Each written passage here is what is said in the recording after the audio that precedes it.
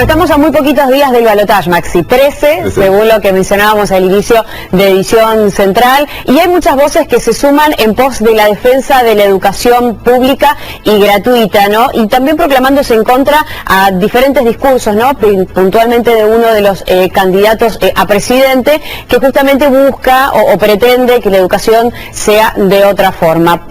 Quienes se expresaron en este sentido fue la Asociación Argentina de Profesores de Derecho. Son profesores penalistas que dictan clases en las universidades públicas nacionales, y justamente lo que revalorizan es el derecho a la educación pública. Bueno, entre ellos está el presidente de la Corte Suprema de Justicia de Santa Fe, el doctor Daniel Herbeta, que está en contacto con nuestro móvil. Fiamma, adelante.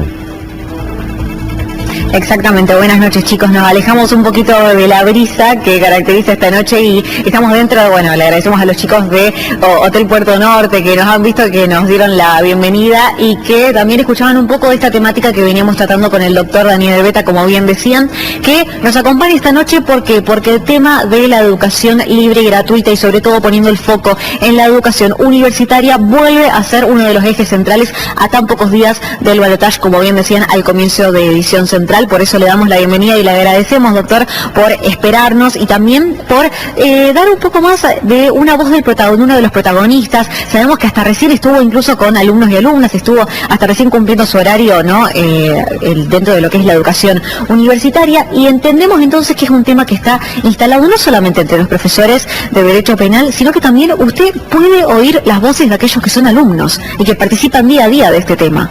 Bueno, sí, nosotros nos reunimos como Asociación de Profesores de Derecho Penal en La Plata. Fue el encuentro número 23, la asociación tiene 23 años, y obviamente como el tema convocante era los aportes del derecho penal a la consolidación de la democracia, y uno de los paneles estaba vinculado a la enseñanza del derecho, reivindicamos dos cuestiones que creemos que hacen al ADN de la democracia recuperada en 1983. Uno es el juicio a las juntas, y en segundo lugar el valor de la educación pública y gratuita. Un solo dato: en 1983 había 64.000 ingresantes a las universidades públicas, eran 25 universidades públicas.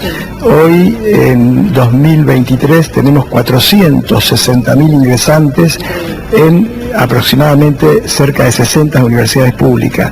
O sea que estos 40 años de la democracia son una prueba cabal de lo que representa la educación pública como factor de movilidad social, como aporte a la ciencia, como aporte a la construcción de ciudadanía y al desarrollo económico, y lógicamente hay que seguir peleando y luchando para que también los sectores más vulnerados, que a veces ni siquiera con gratuidad pueden llegar a la universidad, puedan hacerlo. Pero ese fue el sentido de nuestra declaración. Bien, ahora, en sus años como docente y en un momento tan clave como este, en un panorama político tan marcado como es este, ¿se imaginó tener que estar hablando acerca de esta temática nuevamente, hablando acerca de los 40 años de la democracia, lo que significa la educación libre y gratuita, sobre todo para aquellos que, con tantos números tan fuertes como los que decía recién de la cantidad de ingresantes que hay, es cada vez más fuerte el tema? ¿Se imaginaba hablando acerca de este tema de nuevo? La verdad que, bueno, yo que he sido estoy más cercano, digamos, por un problema generacional, no pensé que estas cuestiones, tanto lo que fue el terrorismo de Estado, lo que representó y lo que causó en la Argentina, como la cuestión vinculada a esta historia, ¿no? Esta historia tan nuestra como es la educación pública y gratuita, que tiene su origen en la reforma del 18, fueran temas que formaran parte de una suerte de revisionismo.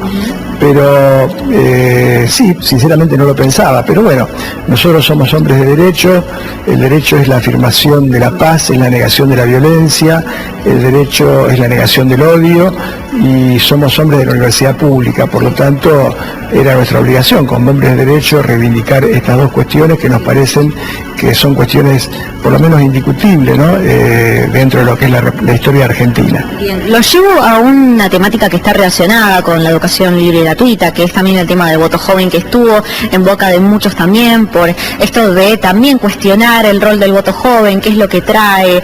A través de la Corte Suprema de Justicia se estuvo discutiendo este tema y ha llegado al público, a los medios, y ha sido un tema también que tuvo su protagonismo en estos últimos días. ¿Qué es lo que nos puede comentar acerca del tema? No, bueno, el voto joven fue un planteo que se hizo en el Tribunal Electoral.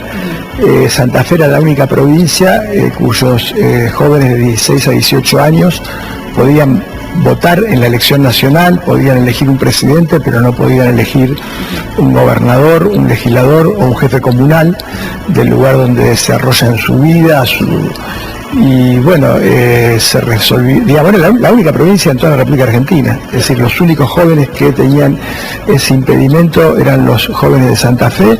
El Tribunal Electoral resolvió favorablemente, se incorporaron al padrón y bueno, recientemente la Corte, yo no integré la Corte para resolver este caso porque como presidente del Tribunal Electoral no puedo revisar mi propia decisión, pero la Corte terminó, digamos, definiendo el tema, considerando que la cuestión ya era abstracta, los jóvenes ya habían votado, y creo que queda un precedente importante para la provincia de Santa Fe, aunque supongo que lo ideal sería que la legislatura se aboque, es la única legislatura que no discutió esta cuestión, se aboque al tratamiento del tema y eventualmente lo regule por ley. Bien, bueno, doctor, lo saludan desde el piso Maxi y Chechu.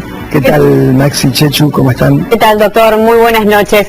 Lo voy a cambiar un poco de tema, más allá de que sin duda es muy importante esta declaración que realizaron, ni un paso atrás con sus colegas penalistas del país. Pero quería consultarle respecto, bueno, a esta decisión que ya estaría firme respecto a la posibilidad de que Puyaro impulse una modificación en cuanto a la conformación de la Corte Suprema de Justicia de la provincia. ¿Usted tiene una posición tomada? ¿Han podido dialogar algo respecto de esto que, si bien no está confirmado, es una gran posibilidad? Mire, en realidad lo que hay son trascendidos periodísticos, o sea, yo no escuché al gobernador electo ni a ningún responsable de los que eventualmente van a tener algún cargo de responsabilidad en el próximo gobierno hablar de este tema, por lo tanto sería una imprudencia de mi parte, digamos, dar una opinión.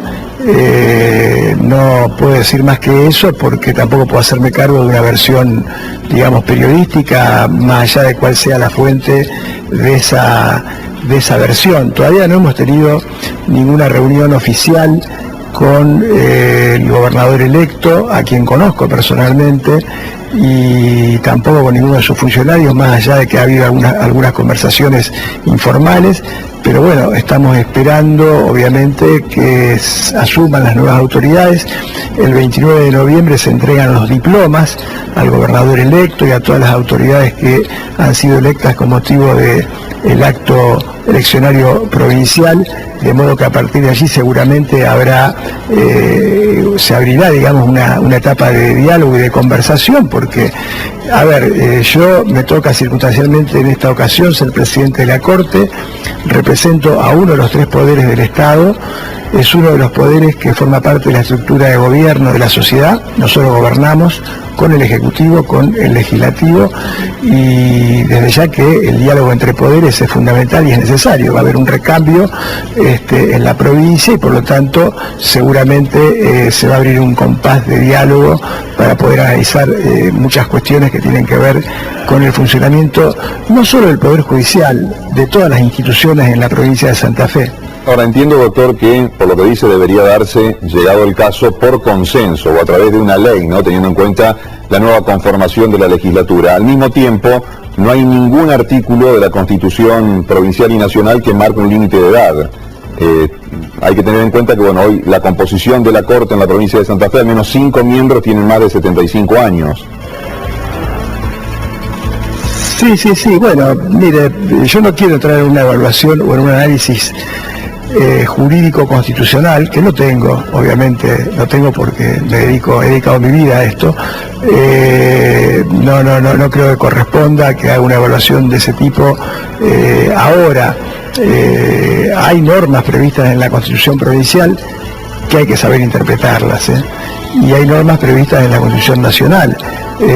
Bueno, de cualquier forma me parece que es un poco apresurado adelantarnos a una cuestión que, en fin, no sé, creo que a veces hasta no es demasiado prudente hablar de estos temas, porque nosotros, vuelvo a repetir, formamos parte de un poder del Estado, un poder independiente. Por lo tanto, así como no me corresponde a mí hablar del Poder Ejecutivo en alguna cuestión puntual, me parece que habrá que esperar que las nuevas autoridades asuman y que en ese marco se dé algún tipo de diálogo. Doctor, la última, al menos de mi parte, muy breve. ¿Está en riesgo la democracia?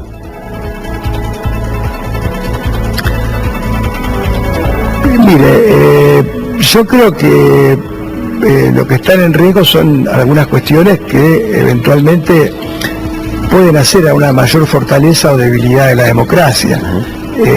No creo que esté en riesgo la democracia, sinceramente, de manera contundente, pero sí me parece que es una elección muy importante para la República Argentina y bueno, obviamente yo no puedo dar ninguna opinión que tenga que ver con algún compromiso estrictamente partidario.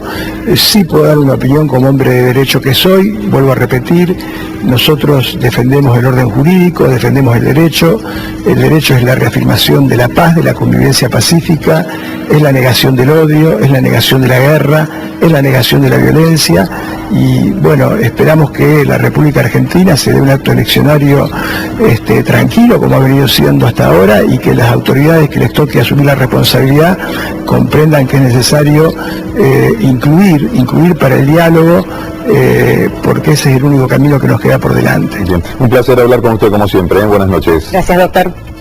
Un abrazo, gracias. Gracias. ¿Se llama? Bueno, muchas gracias. El doctor Daniel Herbeta, que no solamente nos da su visión y a través de las declaraciones de lo que es la defensa de la educación pública libre y gratuita, sino también un poco el panorama de lo que se viene para el nuevo gobierno provincial. Así que le agradecemos muchísimo este tiempo que nos ha dado para Edición Central. Gracias por este contacto. Buenas noches. Buenas noches. Gracias. Buenas noches, chicos.